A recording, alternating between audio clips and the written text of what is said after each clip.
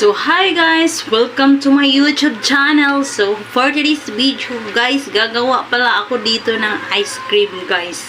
So mango flavor. So ito ang ating ingredients guys, with dalawang cream densada angel. Then ito ang ating flavor ng condensed ng mango. So ito guys, nakapag ready na ako dito guys. Meron na akong panglagyan, malinis na ito din. Meron na ako ditong cup guys. Itong cup na to guys is 4 ounce. O diba? So may kasama siyang takip.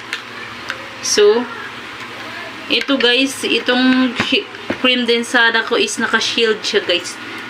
Nakalagay siya sa breath. Kasi maganda siya pag na-mix. Kasi nga para dumami o diba? So mas maganda pag malamig. So, hindi sa freezer ha. Doon lang siya sa baba talaga. Hindi sa freezer, baka sasabog eh. So, dito talaga siya guys. So, simulan na natin guys. I-open ko lang to guys ha. So, let's go. Pala guys, nabuksan ko na siya guys. Ito na. So, ito guys siya. O, diba? O, diba? Kunting sabaw na natapon pa guys. So, mayroon ako dito mixer guys. Ang mixer ko ay ang cute. Saksak na natin guys.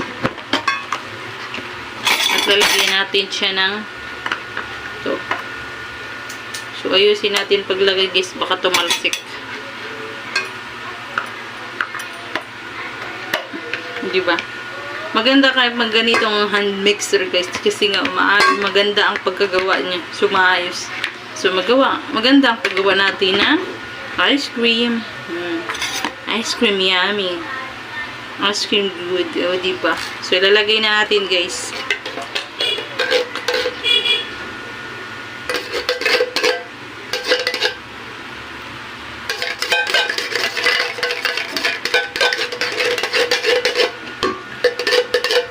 O, diba, guys?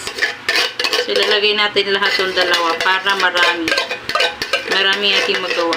So, pangalawang gawa ko na nga pala to guys. Kasi gawa ng una, hindi ko na talaga na-post dito. Hindi ko siya na-upload. Naburak ko. Haha! So, diba? Pero okay lang lang guys. Bawi ako. Diba? Sikan gawa ko guys. So, maganda to guys talaga. Pati mga anak natin na ito makakain dito. Tayo na makakain. Pero pati anak di ba kakain. Di ba naman. Hihilig sa mga ice cream dyan. Kayo na lang maggawa. Dahil sa bibili kayo.